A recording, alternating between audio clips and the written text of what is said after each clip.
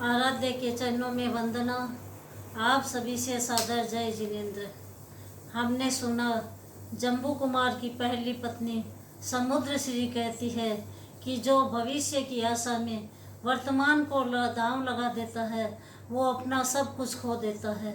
अगर बकृषक पहले धान पका लेता और फिर खेती गन्ने की करता तो वह धान भी मिल जाता और उसे गन्ने का रस भी मिलता और गुड़ भी मिल जाता।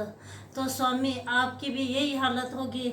आप अभी सोचें, दोहरा लाभ कमाएं। अभी आपकी शादी हुई है, अभी हमारे साथ रहें और जब बाद में उम्र आए तब आप दीक्षा ले लें। इस तरह से कह के वो रोने लग जाती है। तब जम्बू कुमार कहते हैं, बोले जम्बू स्वामी रस लोलुप दुख पाता, बिन सोचे जो करता, क्या इच्छित वह पाता।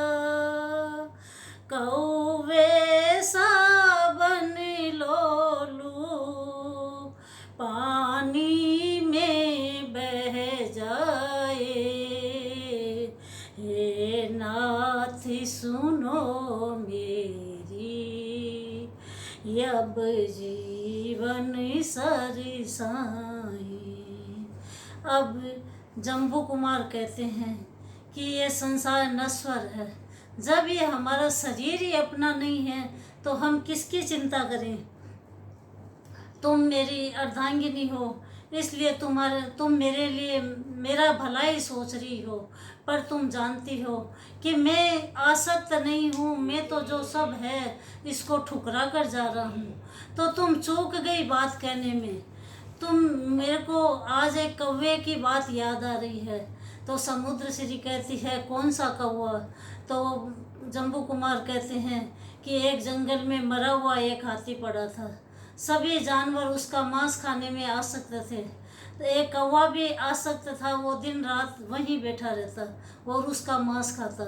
दूसरे पक्षी दिन में खाते और रात में अपने घोंसले में चले जाते।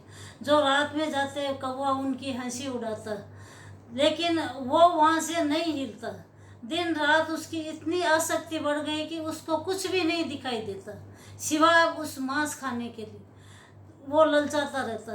एक बार की बात कि एक रात में मूसलाधार बरसात हुई। इतना पानी गिरा कि नदी नाले सब भर गए और वो सब बहता बहता नदी को पार करता करता समुद्र में चल गिर गया।